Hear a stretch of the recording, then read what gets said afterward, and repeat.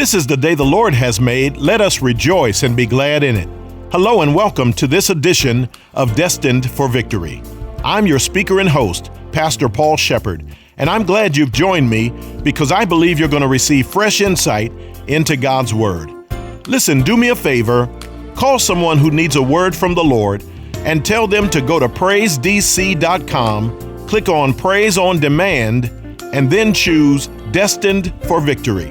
Now, before we get into the broadcast, let me quickly mention that you can hear our daily broadcast 24 hours a day on my website, pastorpaul.net. On that website, you'll find a number of resources that will be a blessing to you or to someone you know. That's pastorpaul.net. I'll give you my complete contact information at the conclusion of the broadcast. But right now, let's get into this message, which is part of a series entitled Living by the JOY Principle. Listen and be blessed. Follow me over to 1 Corinthians chapter 10, same book, and we're going to see that the apostle here begins to help them apply this principle a little further. Verse 23, he says, eat anything sold in the meat market without raising questions of conscience. Now, here's the context. Some of the food could be eaten in the temple itself, and then other food offered to idol would be taken to the marketplace and it would be sold there. So Paul is dealing with the food, whether you eat in the temple or whether you buy it in the marketplace. He says, eat anything sold there and don't even raise a question of where it came from. For the earth is the Lord's and everything in it. If the food is good, he's saying, buy it and eat it. But look at verse 27. He says, if some unbeliever invites you to a meal and you want to go, eat whatever is put before you without raising questions of conscience. But if anyone says to you, this has been offered in sacrifice, then do not eat it, both for the sake of the man who told you and for conscience sake. The other man's conscience, I mean, not yours. For why should my freedom be judged by another's conscience? If I take part in a meal with thankfulness, why am I denounced because of something I thank God for? So whether you eat or drink or whatever you do, do it all for the glory of God.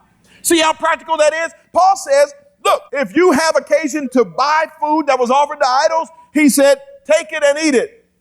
Don't even raise the conscience question or where did it come from? He says, but if someone else says, oh, you might not want to eat that because that was offered to idols. He says, now you want to steer clear of it, not because it'll offend you, but for the sake of your weak brother who doesn't understand this is a freedom you can exercise and still be in the will of God. See, in other words, you want to not be selfish as you live your life. You want to take other people into consideration. And in today's world, folks, even more so than in the first century AD, we have got to work hard toward taking other people into consideration because we live in a world where it is very easy for you to have a my for no more mentality. Just us. It's hard to even get to know your neighbors these days. I mean, because folk just do their thing. They just come out of their garage and go where they're going, and you see them coming down the street, and they'll push their remote, and the garage door's going up, and they zoom in, and the garage door goes down, and that's it. Y'all remember the old days where you actually knew the folk that you lived around? I knew my neighbors growing up. I knew Mrs. Burgess was on one side, and Mr. and Mrs. Short was on the other side. Had a dog named Bones I was scared of. Only way I got over being scared of Bones was one day he got out and I didn't know it.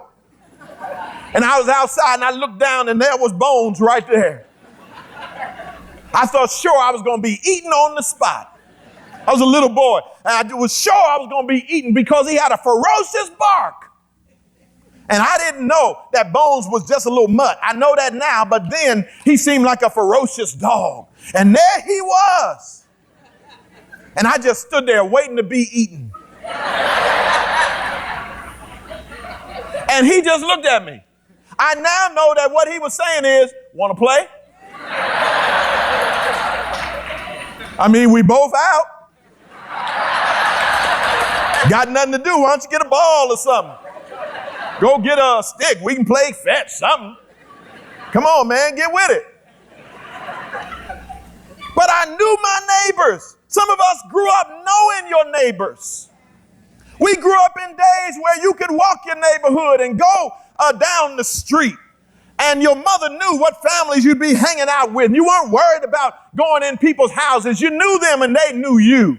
But look at the world we live in today, where you got to keep children right under you. Got to be looking out the window all the time.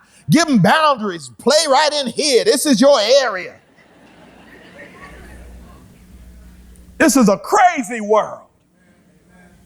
And the result is people have become more and more cold and isolated. You have to make a real effort to say hello to your neighbors, and don't be surprised when they don't speak back.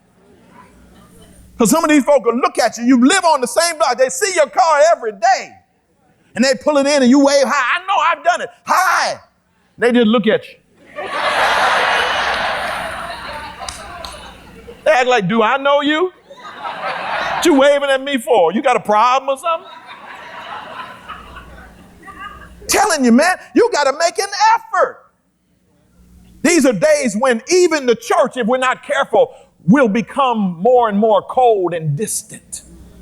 My father talks about the days when they were one of the poorest families in the church, but his mother hated eating dinner after church with just her family.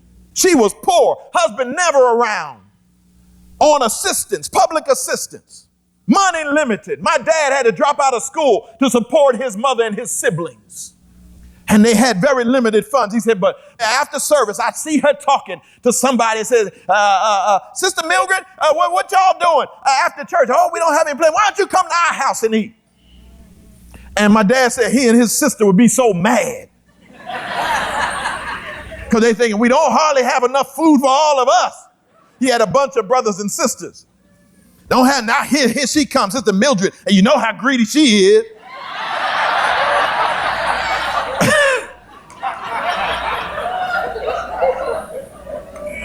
Said, but back in those days, you couldn't say anything.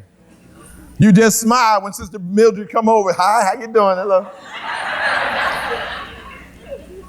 He said, and then back in those days, you know, these days you have all these slogans, children first, and you know, how children oriented the world is and what have you. And so they always putting the kid. But back in those days, it wasn't children first. Back in those days, he said, we standing around and my mother would offer the first of the food to the guests. And only after they fixed their plates could we come behind them. And he said, we'd be standing there looking at how much they put on their plate.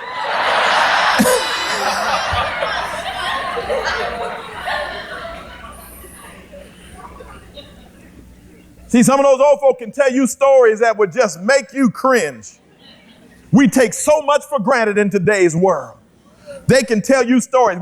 We worried about the drumstick and did I get a thigh, a drumstick? He said back then we were looking at whether or not I hope I don't have to eat chicken feet. Come on, somebody. Y'all don't know. Chicken feet. Said those old folk knew how to work a chicken. Wasn't just the drumsticks and the thighs and the breast. They would cut up everything that could be eaten.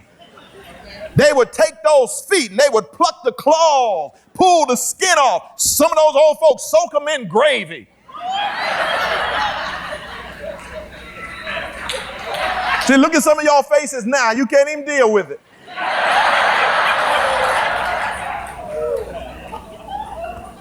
But those were days when people had a concern for somebody beside themselves. And I'm telling you, folks, we got to go back to being concerned about building up and strengthening and encouraging and helping and supporting somebody outside of our circle. It's not just about you. It's about more than you.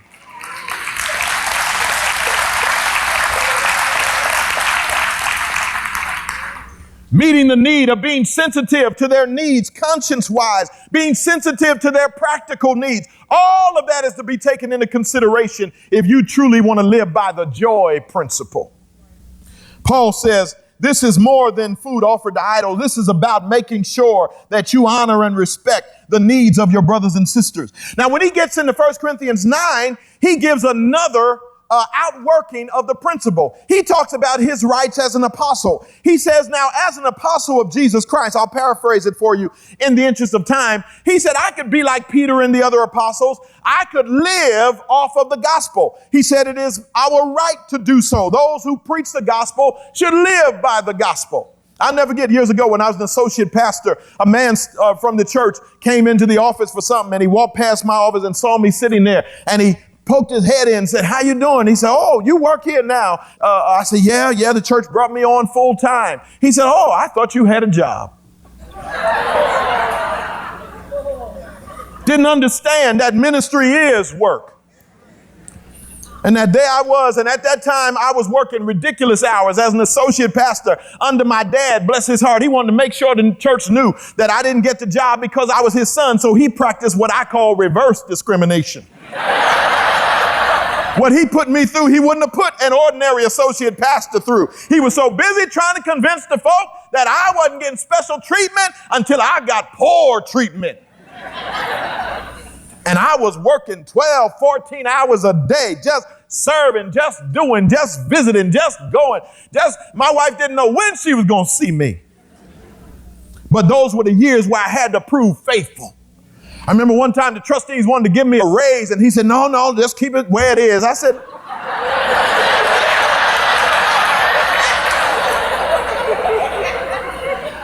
now what up with that? Brother can't get a raise up in here. But later he told me he wanted to make sure that I proved faithful because he knew God's hand was on me. And he said, you gotta be faithful. Before God blesses you, you gotta let him prove you. And those were those years when I was working so hard and trying to learn what it meant to serve God's people. And Paul's talking about that. He's saying, I have the right to earn my living through the preaching of the gospel. He said, but I've chosen to be bivocational. I've chosen to be a tent maker. Paul, rather than to receive the offerings of the people, which were the rights of the apostles, he said, I would rather make tents and have a job outside of that so that no one will ever be able to come with some lame excuse why they don't want to follow my ministry or hear what I have to say.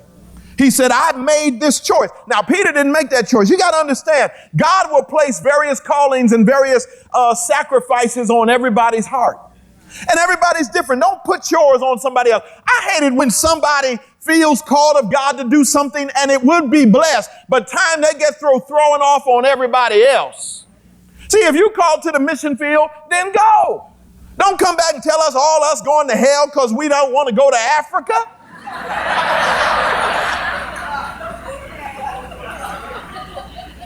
Remember, if you're sent to Africa, somebody got to pray for you while you're there.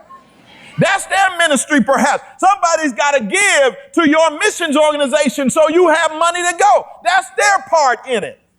Not everybody's called to go. And you can take your blessing and make it a curse if you have a judgmental attitude. I've seen folk who feel called to poverty. Praise God. If that's your call, then fulfill that call. Don't go around throwing off on all the folk in the church who have a nice car and a nice house.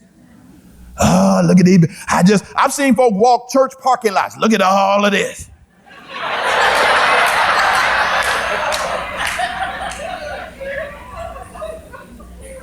You can't spend folks' money with your mouth.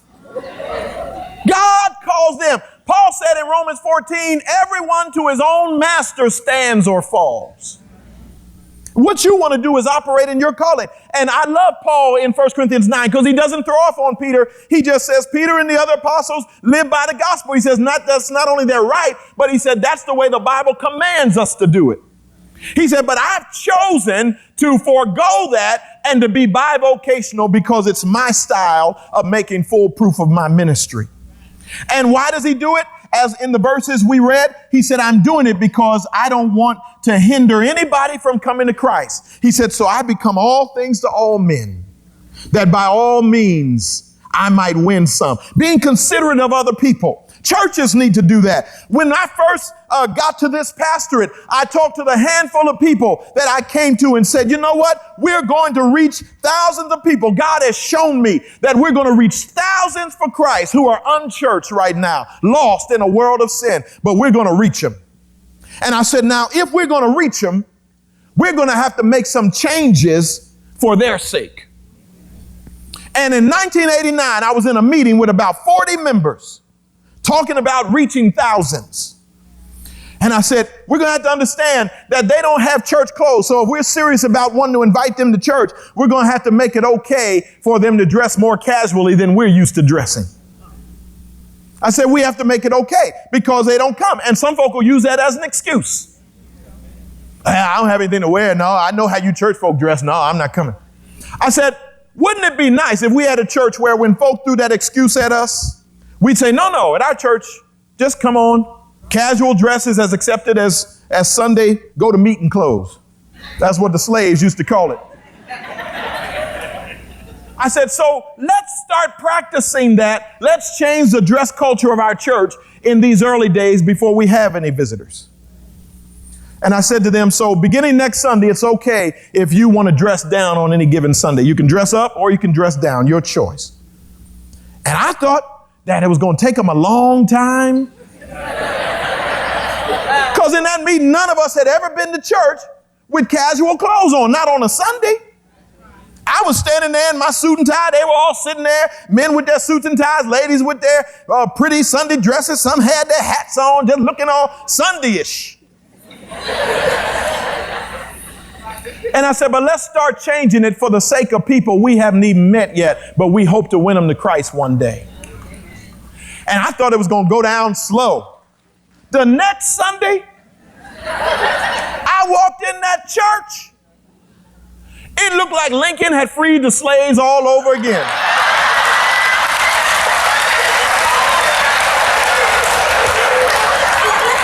Those folk look like free at last.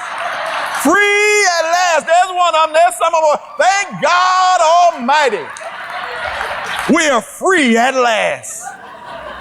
Women who had never worn slacks, pants to church because tradition had said, dress in a skirt or a dress. Don't wear pants in the church. But when I told them the Bible didn't say that, that's tradition, and you can waive a tradition for the sake of Christ, for the sake of reaching people. And sisters were free. They started coming in there with their pantsuits and what have you. They would be up singing on the first song. They were so happy. But we did it with other people in mind. So that they would feel okay. And they began to come very slowly, but we had changed our culture in anticipation. Our services used to be over 2 hours long, and a lot of churches still have longer services. I speak in a lot of churches, and I'm very comfortable because I grew up in a church that had 3-hour service. A lot of y'all moaning and groaning. I say we have them. Man, when my dad pastored, you got out of church when you did. That's when you got out of church. Or when it's going to end, sooner or later. Word of wisdom. Don't have something on the stove when you get ready to come to church. That was in the church. That was in the days before churches had multiple services because you couldn't take but one without having a meal in between. And we did. You get up, go to Sunday school, then you go to church. We had about 3 hours worth of church. Then you go in the dining room and eat. Sit around, fellowship a little while, and next thing you know, you're going back in the sanctuary for another service. Y'all got it made today. You just don't know. When I first got here, our services were over 2 hours. I thought I was doing great. I'd cut it down by nearly an hour. But one day we started looking at what we do in our service, and we realized that some of what we did, I'm not talking about other churches, you feel free, take your freedom, but what we did, we were saying we want to reach as many unchurched people as possible, and we discovered that as some of our members invited folk, and they would ask how long the service was, and they find out, 2 hours, 2:10, something like that, they say, I'm not coming for that long. Because the unchurched person would say, what in the world would you do in a church that long? Now, they would never wonder what you do at a ball game for 3.5 hours.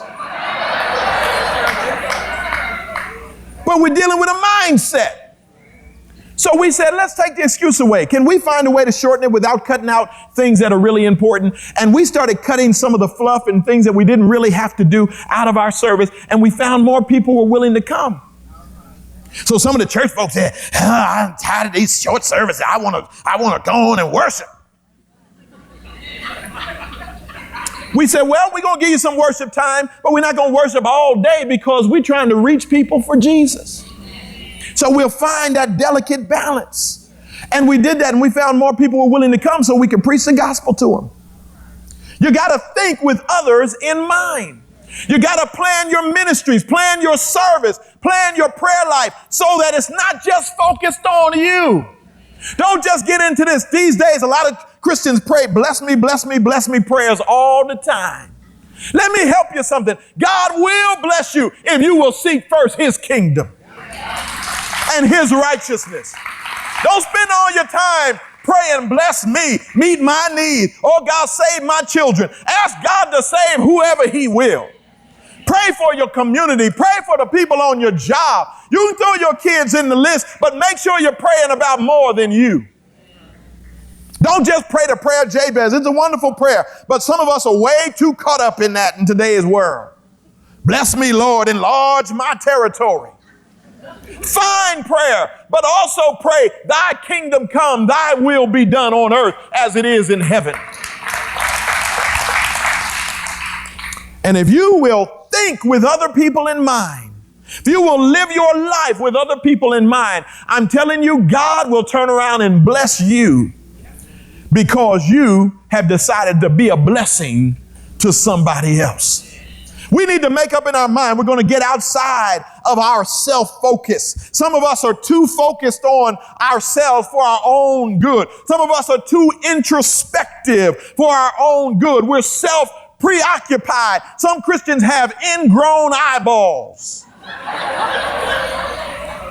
And all they see is themselves and what they're going through. But I'm telling you, there's a blessing in letting God bring you to tears over somebody else's plight. In the early years when I was praying and believing God, I got here, and in those early years when the church was real small, God would just send me walking through the sanctuary hours at a time praying for the lost. I taught our church to do the same, and we cultivated a real burden for lost people. We learned to pray for people we had never met yet, hadn't run into yet, but we knew God loved them and wanted to save them. We knew they were bound in sin somewhere, and we would pray until we would come to tears and beg God to save them. To this day, our prayer ministry does that very thing. There are folk while service is going on are somewhere praying, oh God, speak to the hearts of the people, because you got to care about somebody else.